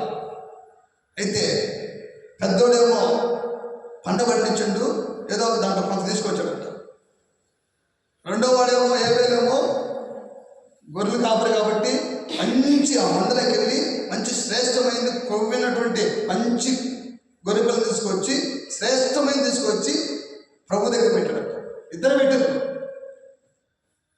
అయితే కయ్యేను అర్పణను ఆయన లక్ష్యం ఉంచలేదంట, ఆయన స్వీకరించాలంట. హేబేలు అర్పణేమో ఆయన లక్ష్యం ఉంచి స్వీకరించాడు. ఇప్పుడు దేవుడు పక్షవాద చూపల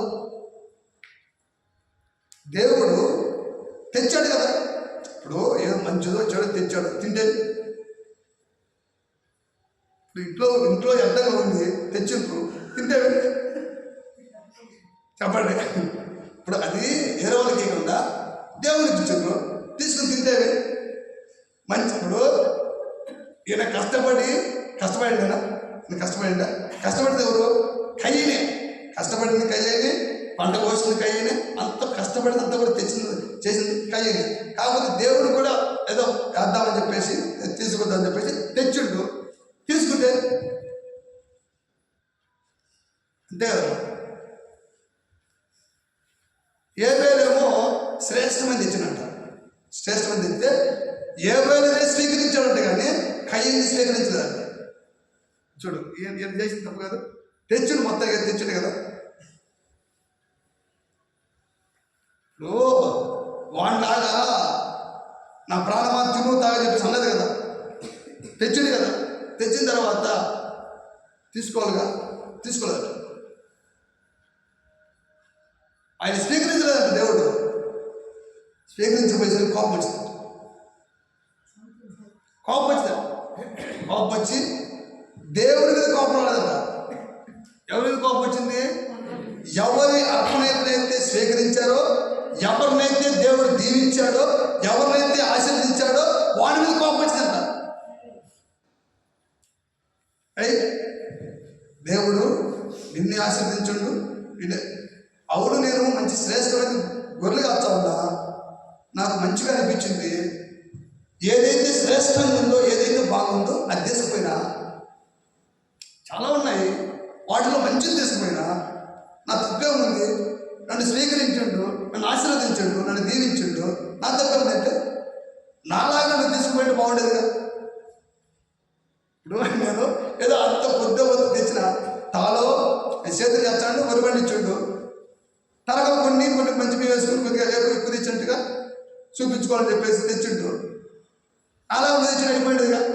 నువ్వే మంచిది తెచ్చి నన్ను ఇబ్బంది పెట్టి చేస్తామని చెప్పేసి కయ్యేలు మీద పడి చంపేశాడు. కయ్యేలు ఏబేలు మీద పడి చంపేశాడు. చంపేసిన తర్వాత ప్రభు తెలిసిన తర్వాత ఏం చేసిండో, నీ తమ్ముడు ఎక్కడని అడిగాడు. ఏం తెలీదా? ఎక్కడైంది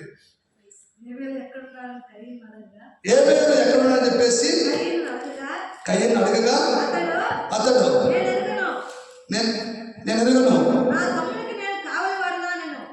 ఎక్కడ మాట? నా తమ్ముడికి నేను కావలవన్నా అనను. అప్పుడు ఆయన నీవు చేసిన పని ఏమిటి? నీ తమ్ముడి రక్తము, నీ తమ్ముడి యొక్క రక్తము స్వరము నేలలో నుండి నాకు మొరపెట్టుతున్నది. కావున నీ తమ్ముడి రక్తమును నీ చేతుల నుండి పుచ్చుకున్నటకు నోరు తెరిచిన ఈ నేల మీద ఉండకుండా నీవు చెప్పింపబడిన వాడవు. చూడండి, ఈయనకేమొచ్చిందంట? ఈయన్ని దేవుడు చెప్పించాడు. ఎవరి మీదైతే ఆశీర్వదించబడిందో వాడి మీద పడి ఎవరైతే పడతారో, ఎవరైతే ఆశీర్వదించబడతారో వారి గురించి తప్పుగా మాట్లాడితే ఏమవుతుంది? శపింపబడతారు, శాపం వస్తుంది. మనం ప్రభువు నమ్ముకొని మనం ఆశీర్వదించబడతాను. బయట ఉన్నటువంటి వాడు మన మీద ఈర్ష్య కానీ కొద్దిగా ఒక రకమైన అసూయ ఉంది అనుకో, వాడికి ఏమొస్తుంది?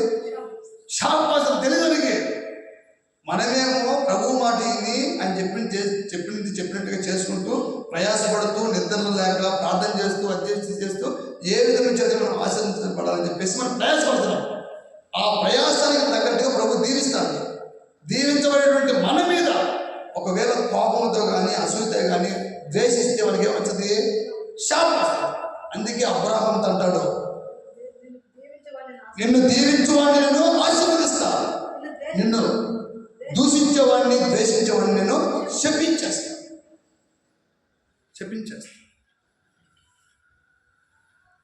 అప్పుడు నా ప్రియమైనటువంటి దేవుడు ఎందుకు ఈ మాట చెప్తానంటే, ప్రభు అంటాడు, నువ్వు సత్క్రియ చేసింటే నువ్వు తల ఎత్తుకునేవాడిని.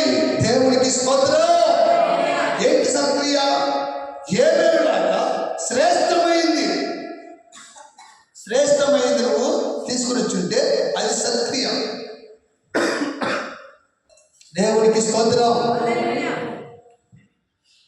దేవుడికి శ్రేష్టమైంది తీసుకొని వస్తే అది సత్క్రియ. నువ్వు చేసినటువంటి పని ఏంది? నువ్వు పడినటువంటి పంటలో ఏదో కొద్ది గొప్ప ఏదో తేకపోతే ఏమనుకుంటారు? దేవుడు ఏమనుకుంటాడు? ఆయన తేకపోతే సరే తేలదనుకుంటారు.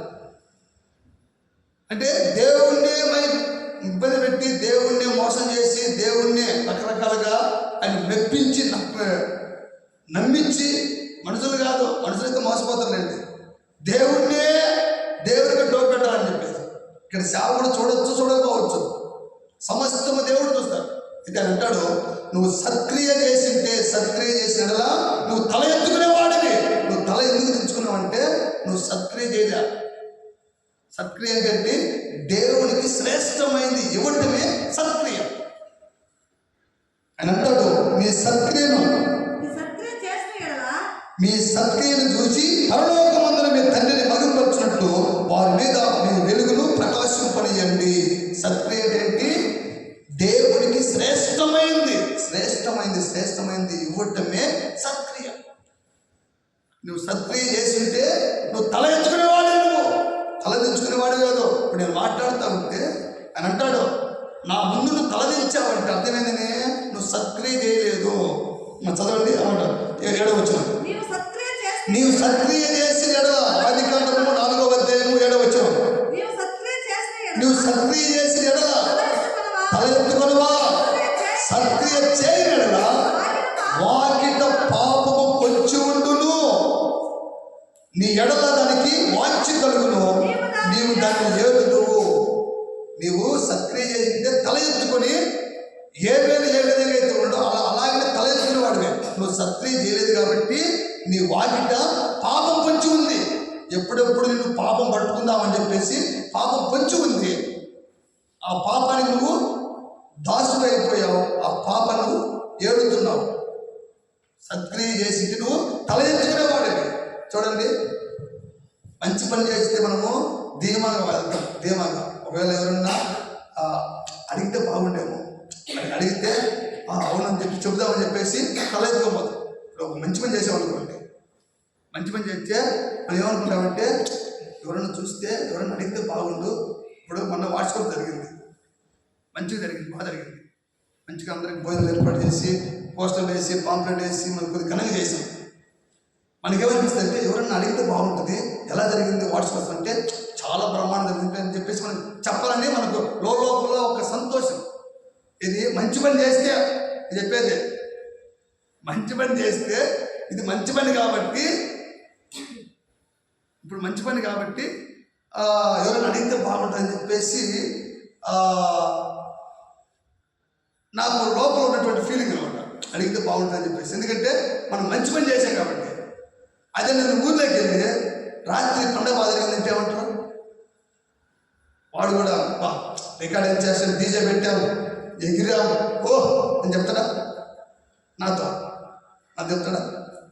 నేను పోతా ఉంటే అంటాడు, తలదించుకుంటాడు పనికి వాళ్ళకు. ఎందుకో ఇప్పుడు నేను ఊళ్ళోకి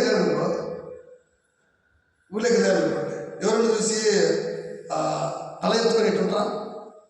నన్ను చూస్తేనే అది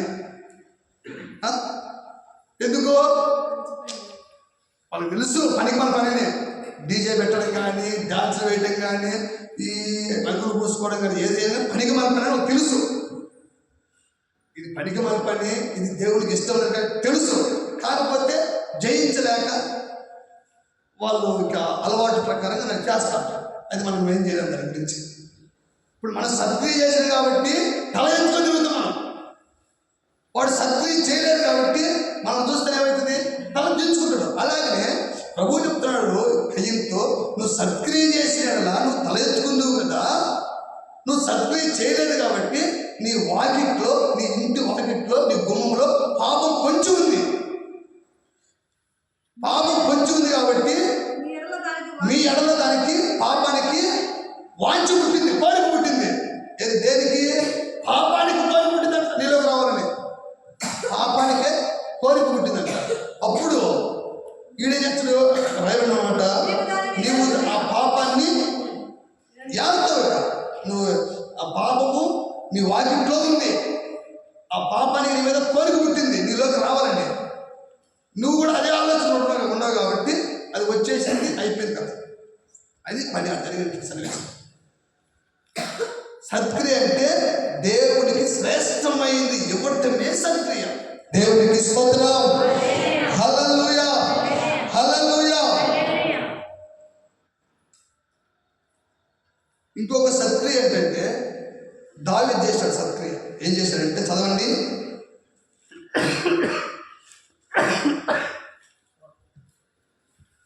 మొదటి దినవృత్తాంత గ్రంథములు 22వ అధ్యాయము, మొదటి దినవృత్తాంతములు 22వ అధ్యాయము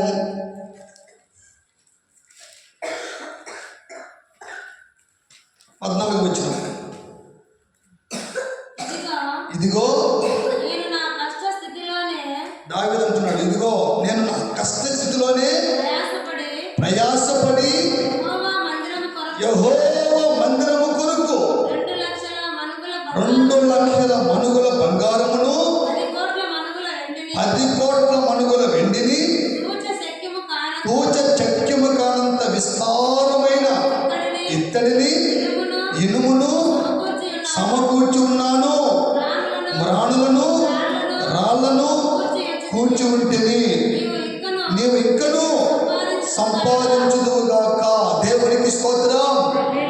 దావీదుతో అంటాడు, దావీదు తన కుమార్తె అంటాడు, నేను ఏం చేశానంటే ఇదిగో నేను నా కష్టంలోనే, నా కష్టస్థితిలోనే, నేను కష్టమైనటువంటి సొమ్ముతోనే, కష్టస్థితిలోనే ప్రయాసపడి యెహోవా కొరకు, మందిరము కొరకు 2 లక్షల మణుగుల బంగారం అంట.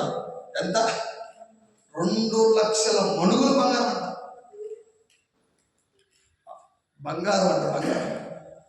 2 లక్షల మణుగుల బంగారమును 10 కోట్ల మణుగుల వెండిని తూచ చెక్కిమగానంత విస్తారమైన ఇత్తడిని ఇనుమును సమకూర్చి ఉన్నాను. ఈ బంగారం అంతా కూడా దేని కొరకట? బంగారము అలంకరించుకోవడానికి కాదట. బంగారంతో మందిరం కట్టాలంట. మందిరం కొరకు ఆయన దేవుని మందిరం కట్టాలని చెప్పేసి, ఇది సత్క్రియ. దేవుని మందిరము కట్టడము సత్క్రియ. మందిరం కట్టడానికి బంగారు, వెండి, ఇనుము, ఇత్తడి ఇవన్నీ కూడా సమకూర్చాడంట. ఏది? ఎవరో ఇస్తే దాంతో కాదట, ఆయనకే కష్టపడి ప్రయాసపడి మందిరం కట్టాడంట. మందిరం కొరకు ప్రయాసపడ్డాడంట, మందిరం కట్ట సమకూర్చాడు. అప్పుడు నేను మందిరం కడతానంటే ఆయన చెప్పినటువంటి పని, దేవుడు చెప్పినటువంటి మాట ఏంటంటే, నువ్వు యుద్ధాలు చేసి నీ చేతులు రక్తంతో తడిసి ఉన్నాయి, నువ్వు మందిరం కట్టద్దు, నీ కుమారుని చేత మందిరం కట్టని చెప్పేసి దేవుడు చెప్పాడు. దేవునికి స్తోత్రం. అయితే దేవుడి కొరకు తన కష్టపడినటువంటి ఆ సొమ్ముతోనే బంగారము, వెండి, ఇత్తడి, ఇనుము ఇదంతా కూడా సమకూర్చాడు. ఇది సత్క్రియ. దేవునికి స్తోత్రం. హల్లెలూయా. దేవుని మందిరము కొరకు, దేవుని నిర్మాణం కొరకు, దేవుని పని కొరకు అంత బంగారము, అంత వెండి, ఆ ఇత్తడి, ఇనుము అంతా కూడా సమకూర్చాడు. దీని గురించి వివరించడానికి సమయం లేదు కనుక ముందుకెళ్తున్నాను. నాలుగో మాట, ఫిలిప్పీయులకు రాసినటువంటి పత్రిక నాలుగో మాట 2:14.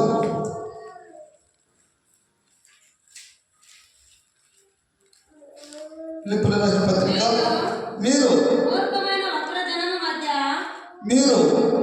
మూర్ఖమైన వక్ర జనము మధ్య నిరపరాధులను నిష్కలంకులను అనింద్రులైన దేవుని కుమారులగునట్లు సనుగులను సంశయములను మాని సమస్త కార్యములను చేయుడి. అట్టి జనము మధ్యను మీరు జీవవాక్యమును చేతపట్టుకుని లోకమందు జ్యోతుల వలె కనబడుచున్నారు. దేవునికి స్తోత్రం. మీరు జీవవాక్యమును చేతపట్టుకుని లోకములో జ్యోతుల వలె మీరు కనబడాలి, లోకానికి వెలుగుగా మార్చబడాలి. దేని చేత వెలిగించబడతారంటే జీవవాక్యము చేత. ఎవరైతే వాక్యము చేతపట్టుకుంటారో వారు లోకంలో జ్యోతుల వలె వెలిగించబడతారు.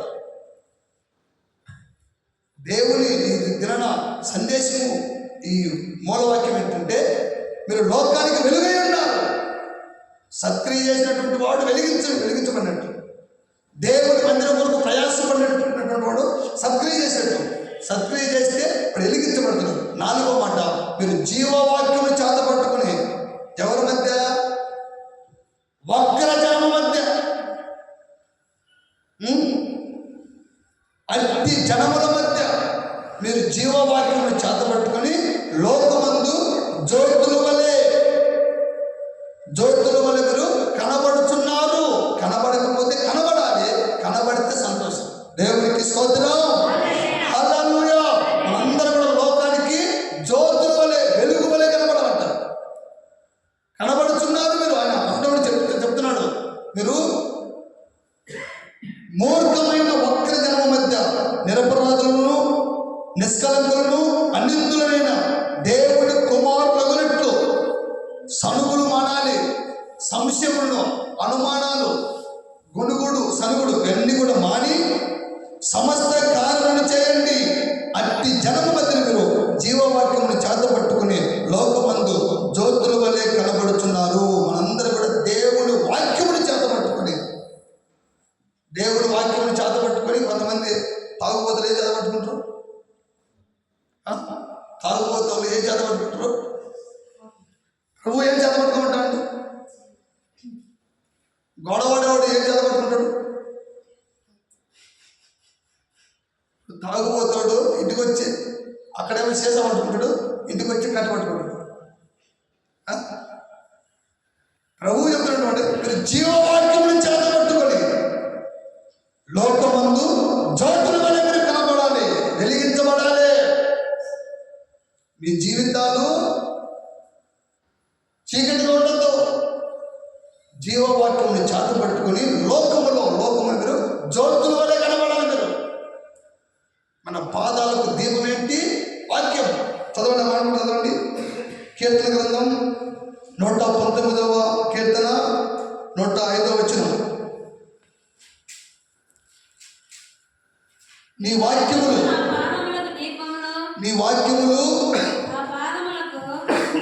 నా పాదములకు దీపమును నా త్రోవకు వెలుగై ఉన్నది. నీ వాక్యము నా పాదాలకు దీపంగా ఉంది. నీ వాక్యము నా త్రోవకు వెలుగై.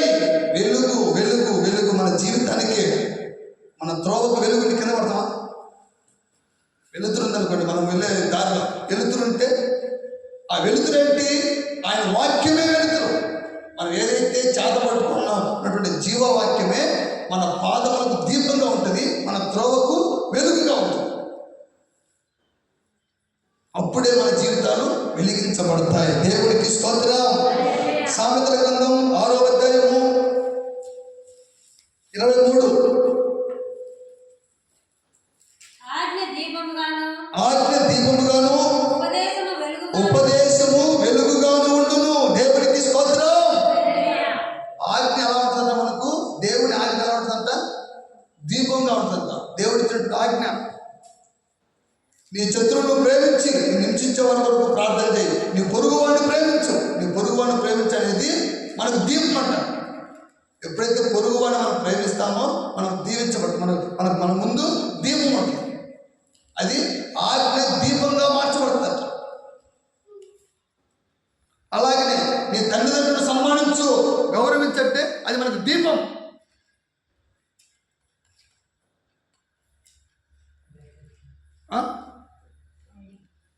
అలాగనే మీ విశ్రాంతి దినాన్ని మీరు పరిశుద్ధపరచండి. ప్రతి ఆదివారం దేవుని సన్నిధిలో ఉన్నటువంటి ఆజ్ఞ మనకేమవుతుంది? దీపం. వాక్యము మన త్రోవకు వెలుగుగా ఉంటుంది. ఆజ్ఞ దీపముగాను, ఉపదేశము వెలుగుగా. ఉపదేశం ఆది అపోస్తలుల ఉపదేశమే వెలుగుగా ఉంటుంది. ఇక ఏ బోధ కూడా వెలుగుగా ఉండదు. ఉపదేశ క్రమాన్ని దేవుడు గొప్ప చేశాడట. ఉపదేశ క్రమాన్ని ఆయన ఘనపరచాడట. మనం గొప్పవారిగా మార్చబడాలన్నా, గనులుగా మార్చబడాలన్నా ఉపదేశం, ఆది అపోస్తలుల ఉపదేశంలో ఎప్పుడైతే మనము ఎదుగుతామో, ఆది అపోస్తలుల ఉపదేశంలో ఎప్పుడైతే మనం నడుస్తామో, అప్పుడే మనము ఘనపరచబడతాం, అప్పుడే మనము గొప్పవారిగా మనం మార్చబడతాం. దేవునికి స్తోత్రం. ఉపదేశ క్రమాన్ని గొప్ప చేశాడట, ఉపదేశ క్రమాన్ని ఘనపరచాడట. మనం ఘనపరచబడ లోకంలో గనులుగా కనపడాలంటే, లోకంలో గొప్పవాడిగా మనం కనపడాలంటే ఉపదేశం అంటే అర్థం ఏంటంటే వాక్యములో ఉన్నటువంటి సారాన్ని బయటికి తీయటమే ఉపదేశం. వాక్యం చదువుకుంటా పోతా ఉంటే అది బోధ. వాక్యం చదువుకుంటా పోతా అంటే అది బోధకులు. ఇక 4 రకాలైనటువంటి సేవలు ఉన్నాయి. 4 రకాల సేవలు ఏంటంటే ప్రవక్తలు, బోధకులు, కాపరులు, అలాగనే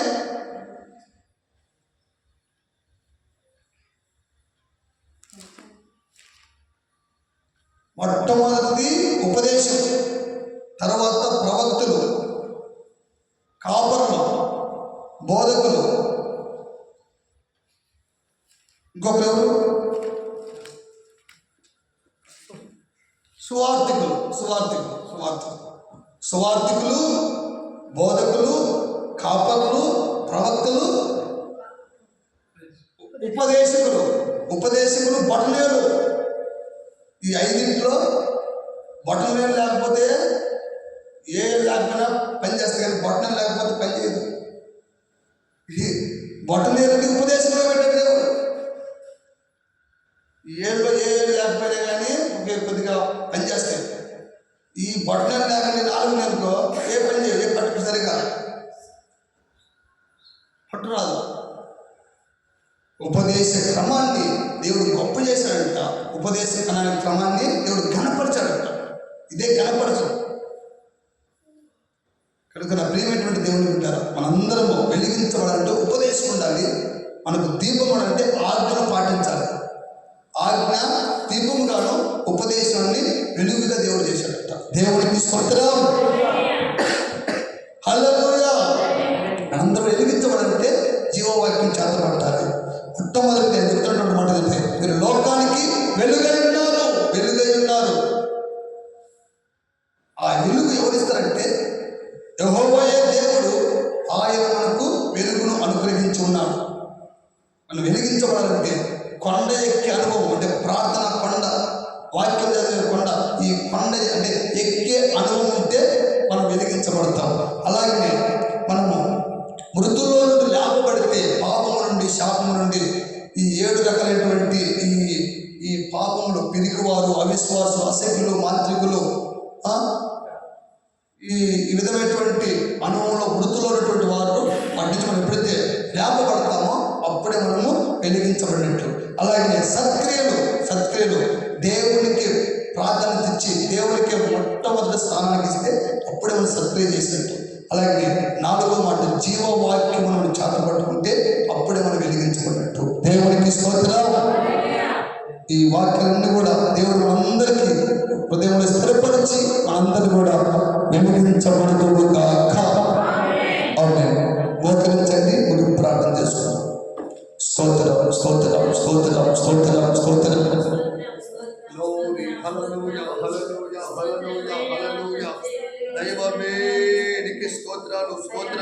స్తోత్రాలు స్తోత్రము నాయన స్తోత్రములు తండ్రి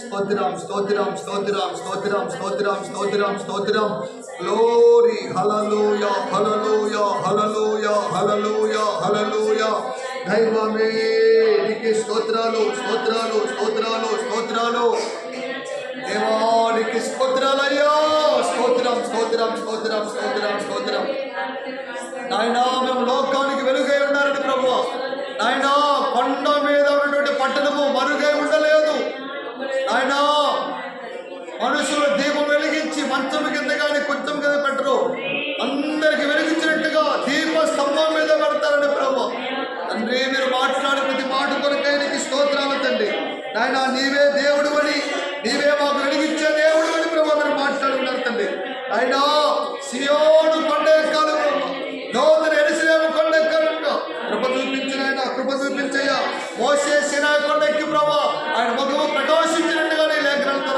మాతో మాట్లాడున్నావు తండ్రి అలాగనే ప్రభు యేసు ప్రభు రూపాంతరం కొండ మీదకి వెళ్ళి అక్కడ రూపాంతరం చెందిన తర్వాత ఆయన అతని అయ్యా నీ ముఖము నాయన ప్రకాశించినట్లుగా తండ్రి మీ వస్త్రములు తెల్లగా మార్చబడిన నీ లేఖనం ద్వారా మాతో మాట్లాడున్నందుకు నీకు స్తోత్రాలు ప్రభు తండ్రి లోకములను వెలుగు ఉన్నామని తండ్రి లోకములు అంతా కూడా మేము అయ్యా ఏది కూడా ప్రభు మోసే ప్రభు లోకములను అంతా కూడా ఐగుప్తులో అంతా కూడా నాయన అయ్యా ద్వేషించినట్టుగా విడిచిపెట్టినట్టుగా నీ లేఖనం ద్వారా మాతో మాట్లాడుకున్నారు ప్రభు కృప చూపించు కృప కృప కృప కృప నాయన సత్క్రియ చేయాలి ప్రభు అయ్యా మృతుల నుండి లేపబడాలి ప్రభు నాయన జీవవాక్యము చదివి చేతబట్టి ప్రభు లోకములో జ్యోతుల వల్ల వెలిగించబడి కృప చూపించు నాయన కృప చూపించయ్యా కృప చూపించయ్యా తండ్రి నీకు స్తోత్రాలు స్తోత్రాలు స్తోత్రాలు స్తోత్రాలు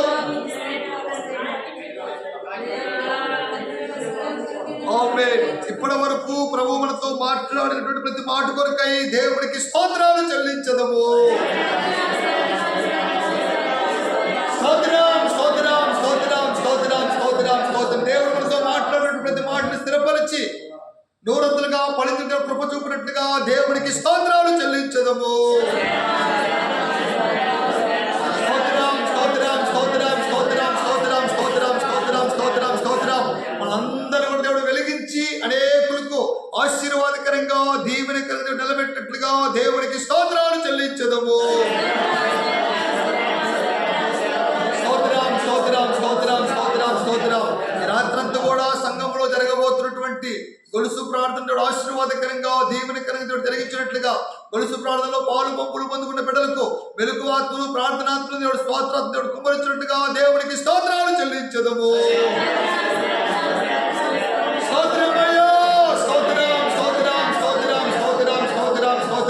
రేపు ఉదయకాలంలో సంఘంలో జరగబోతున్నటువంటి పునరుత్థాన ఆరాధనను ఒక ప్రత్యేకమైనటువంటి కోణంలో మనందరికి ఆశీర్వాదకరంగా దీవెనకరంగా దేవుడికి మాత్రమే మహిమకరంగా జరిగించినట్లుగా దేవుడికి స్తోత్రాలు చెల్లించదము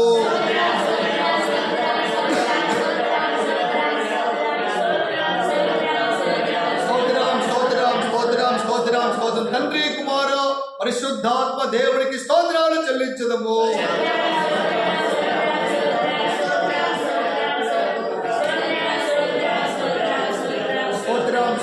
స్తోత్రం పరిశుద్ధపరిచి పవిత్రపరిచి దేవుడి యొక్క బలమైనటువంటి రాజ్యము కొరకును రాకడ కొరకును సిద్ధపరుస్తూ ఉన్న త్రియేక దేవుడికి స్తోత్రాలు చెల్లించదము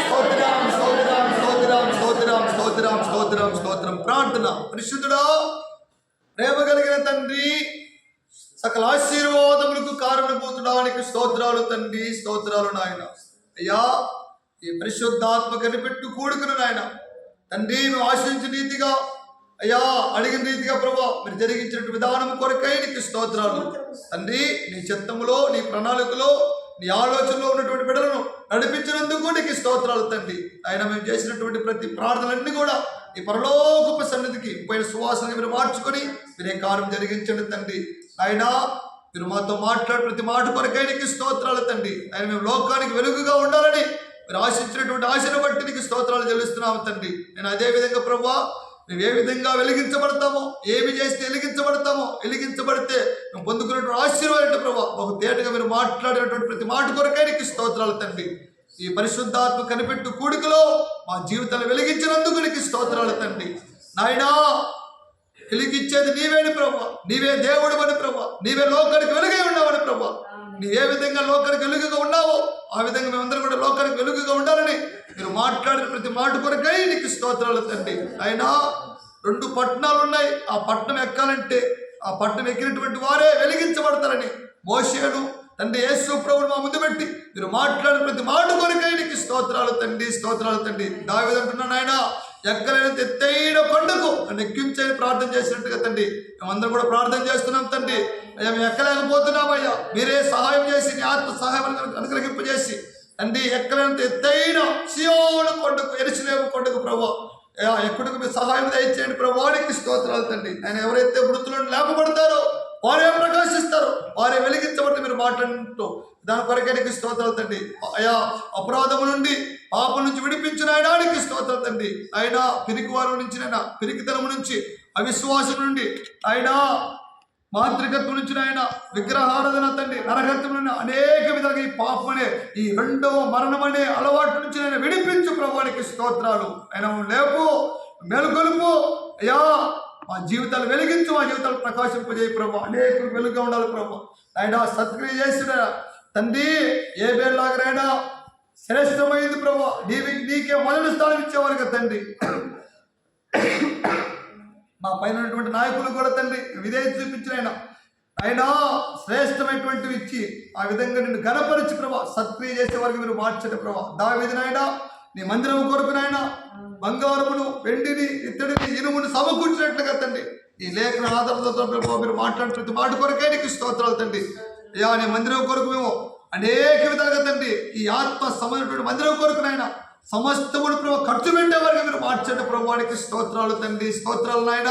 అలాగే ప్రభు లోకములో ఆయన వక్రజనం మధ్య జీవవాకు చేతబట్టుకుని లోకములో జ్యోతుల వల్ల మీరు ప్రకాశించాలని మీరు మాట్లాడిన మాట కొరకనికి స్తోత్రాలు తండ్రి. నీ వాక్యమే మా పాదములకు దీపము నాయన, నీ వాక్యము మా త్రోవకు వెలుగే ఉంది ప్రభు. నీ వాక్యం ద్వారా మీరు మాట్లాడుకున్నారు తండ్రి. ఆజ్ఞ దీపంగాను, ఉపదేశమే అయ్యా వెలుగుగా ఉంటుందని ప్రభు. ఉపదేశాన్ని కనపరిచినట్టుగా, ఉపదేశాన్ని ప్రభు గొప్ప చేసినట్టుగా నీ లేఖన ఆధారం ద్వారా మాతో మాట్లాడిన ప్రతి మాట కొరకై నీకు స్తోత్రాలు చెల్లిస్తున్నాము తండ్రి. అయినా మేము కనులుగా మార్చబడాలి, గొప్పవారిగా మార్చబడాలి ప్రభు. అయ్యా, లోకంలో జ్యోతుల వల్ల మేము మార్చబడి మీ కృప చూపించిన ఆయన మీరు మాట్లాడి 4 మాటలు మా అందరిలో మీరు స్థిరపరిచి నీరు కట్టి పలుచు సహాయం దయచేసి ప్రభు తండ్రి.